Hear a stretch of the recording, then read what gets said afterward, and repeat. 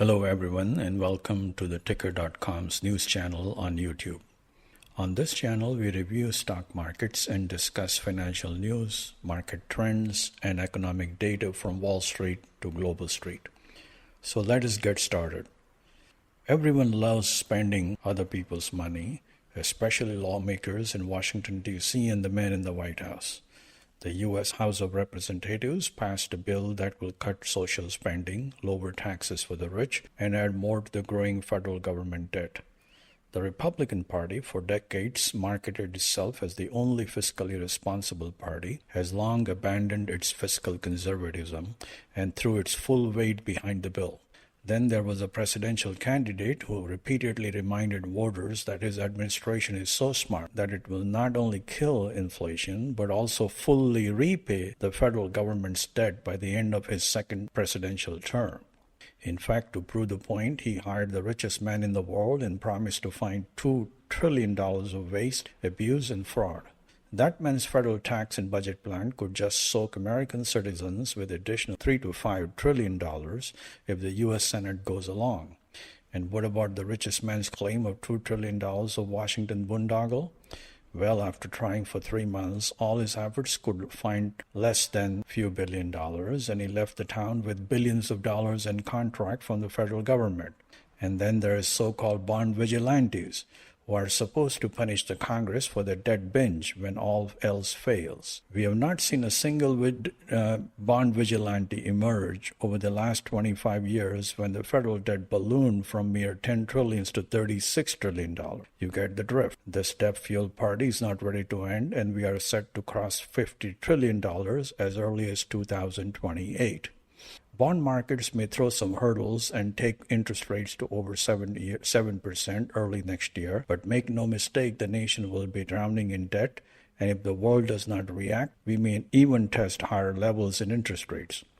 What happens to the U.S. dollar, debt default in the slow motion, and housing market is anybody's guess, but American consumers will pay the price. Speaking of the housing market, existing home sales dropped to an annual pace of 4 million units, marking the worst April sales since August 2009. Median home price continued to advance for the third consecutive month and rose to the level last seen in August of 2024. New home sales increased in April, surpassing the expectations, and rose to the highest level in 3 years. The rise in home sales came only after builders rolled out incentives to alleviate affordability challenges. Across the Atlantic, Germany's first quarter GDP growth was revised sharply higher because of higher than initially estimated output in manufacturing and export. Japan's consumer price inflation held steady at 3.6% in April and remained at the slowest pace since December. The core rate of inflation advanced to 3.5% from 3.2% in March. Food prices in Japan rose at a slower pace of 6.5% compared to 7.4% in the previous month, after the government took measures to contain prices that have doubled over the past year. Japan's rice prices started soaring last summer and surged to twice the normal level after a warning about a possible megaquake set in motion panic buying. In April, the rice prices are higher 98.4% compared to a year ago, and the government's effort to release emergency reserves so far have failed to cool demand and lower prices. In other economic news around the world, China offered mixed picture. Retail sales and industrial production advanced at faster than expected pace, but fixed asset investment rose at a slower pace, and new home prices declined for the 22nd consecutive month in April. Let us review key events in global bond, currency, and commodity markets last week. The yield on the 10-year U.S. Treasury edged up to 4.5% after the trade tensions were reignited by the U.S. president, and the U.S. lawmakers passed tax and spend bill that is estimated to increase the federal government's debt.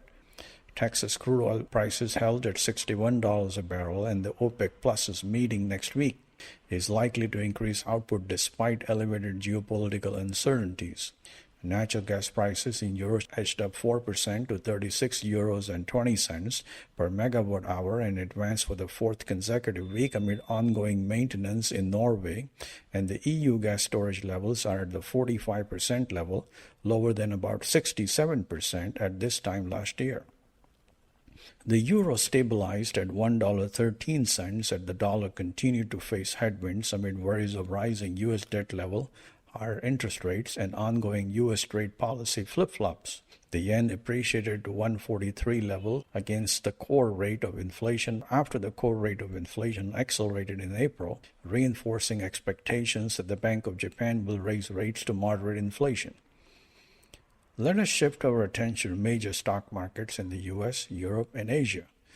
The S&P 500 index and the Nasdaq Composite halted a 4-week-long rally after trade tensions flared up between U.S. and the European Union, and Trump proposed to impose an import tax on Apple's foreign-made iPhone devices.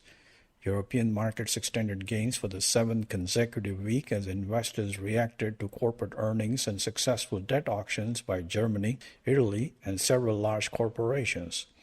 The Nikkei 225 stock average extended losses for the second week in a row, and the acceleration in the core rate of inflation supported the case for the Bank of Japan to raise rates. Hong Kong and China indices diverged after mixed economic data suggested the need for additional stimulus, but that may be hard to come by. Indian market indices struggled to advance after a week of choppy trading and mixed earnings, despite the weakening international prices of crude oil, which helps to cool down inflation. We now shift our attention to merger deals, market movers, and earnings update from leading companies last week. AT&T agreed to acquire Lumen Technologies' mass-market fiber internet connectivity business for nearly $6 billion in cash, and the deal is expected to close in the first half of 2026. Honeywell International agreed to acquire Johnson Matthey's Catalyst Technologies, Inc. business segment for about close to £2 billion in an all-cash transaction, and the deal is expected to again close in the first half of 2026. Intuit reported strong third-quarter results, and the financial technology platform operator raised its full-year outlook. Ross Stores posted slightly lower earnings in the latest quarter, and the fashion retailer warned of cost impact from announced tariffs. Target Corporation, the big box retailer, reported mixed quarterly results, and the company lowered its annual outlook. Home Depot Inc. said profit edged down despite the rise in revenue, and the home improvement retailer expected full-year diluted earnings per share to decline by 3%. Palo Alto Networks said profits slumped despite a rise in revenue, and the cybersecurity company estimated lower earnings per share in the current quarter.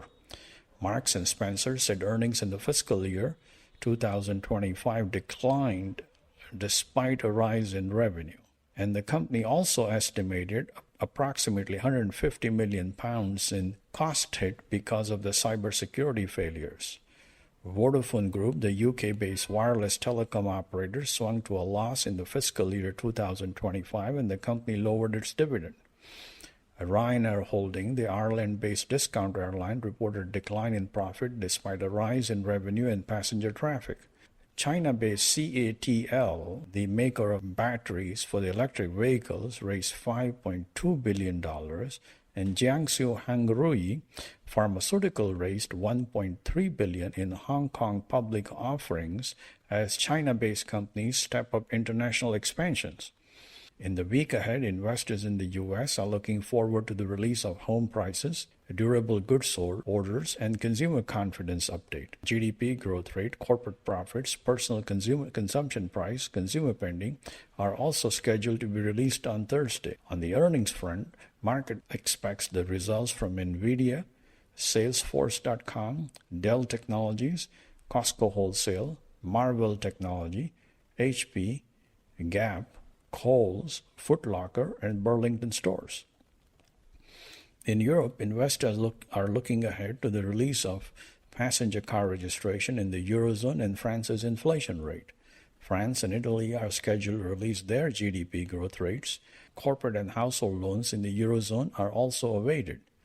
On the earnings front in Europe, markets anticipating the results from EVN, Kingfisher, Pets at Home, Kernel Holdings, Nationwide Building Society, Gateway Real Estate, and Electa AB.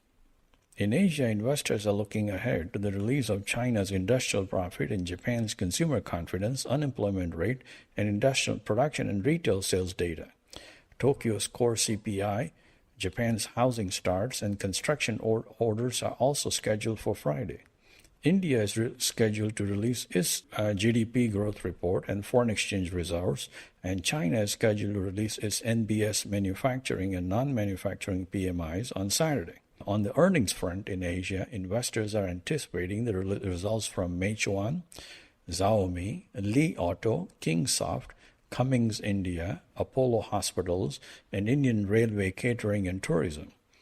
You can review daily U.S. and global financial market news, stock movers, earnings releases, SEC filings, and economic updates on ticker.com and 123jump.com. You can find the latest financial books on Rudera.com, keep up with financial industry events on eventsinamerica.com, review ETF and mutual fund performance and in-depth profiles on tickerfunds.com, and review market updates and stock movers in India on niveshak.in. That is all for today, and we will see